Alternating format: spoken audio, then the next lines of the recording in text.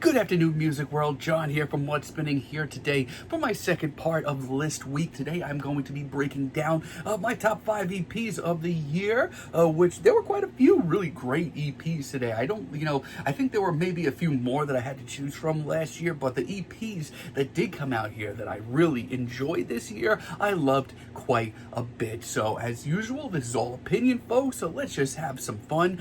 Very quickly though, I do want to shout out to my honorable mentions. For one, I want to give a shout out to Dog Race, their debut EP, Release the Day, Return the Day. This is a very short and atmospheric post-punk EP with some serious bite to it. Tracks like Where the Barrel Meets the Badger and the very gloomy The Squeeze show the band now really do have a handle on creating an atmosphere and sticking with it.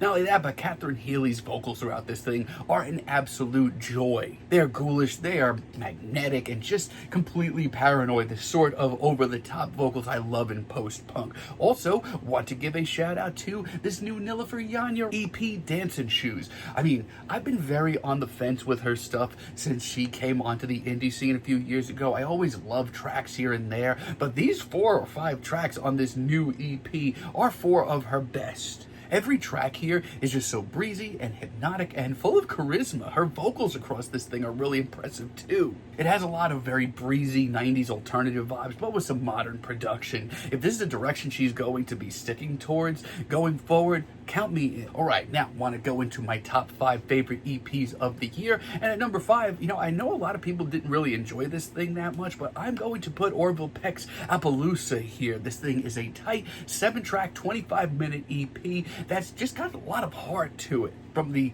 intense opener Dreaded Sundown to the great ballad Oh My Days and Atchafalaya featuring Noah Cyrus, this thing's got a lot of really great tunes to it. Orville's vocals are bold and his charisma is just unbearing at this point. It is ridiculous. But not only that, but the production on this thing brings back some of the grit and the glam of his Bronco record that I loved so much. And while tracks like the single Drift Away and Not This Time late in the EP are a little underwhelming, let me tell you, I would much rather listen to this EP more than, a lot of what else has happened in country this year, just saying. Now, at number 4, I'm going to put the new Kelly Lee Owens EP, Kelly. Easily the best IDM that you're going to hear this year. The production here is sharp, it is detailed, it is explosive. The beats, they go pretty freaking hard. And a lot of what I enjoy about this EP is just sort of, this is the best of both worlds. In Kelly's past, sometimes I feel like her vocals have not been present enough, but also sometimes when they are too present, it just kind of takes away from the beats. This whole EP is just a great medium for her. Tracks like Ascend and Lose Your Head just bring together this feeling of making an atmosphere and cranking up the intensity in her music. It feels cohesive and pretty engaging as well. I mean, the only real issue that I have with it is just how short it is. I love the sounds that we're getting here, and I hope we get a whole record in this vein. At number 3, just some really great indie rock here. The new Wishy EP, Planet Popstar. If you're looking for a breezy, laid back, and just feel good EP, look no further. It's breezy, it's blissful. It shows them kind of dabbling in everything from dream pop to shoegaze, but that's Wishy's thing by now.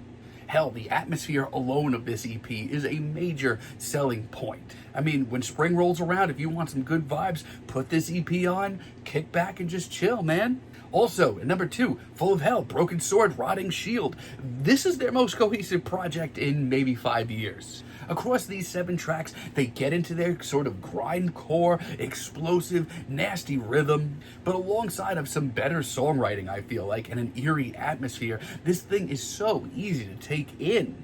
I mean, from the blistering riffs to the sci-fi synths to the weirdo interludes, this just comes to me like Full of Hell are starting to think more about the bigger picture. That makes me happy.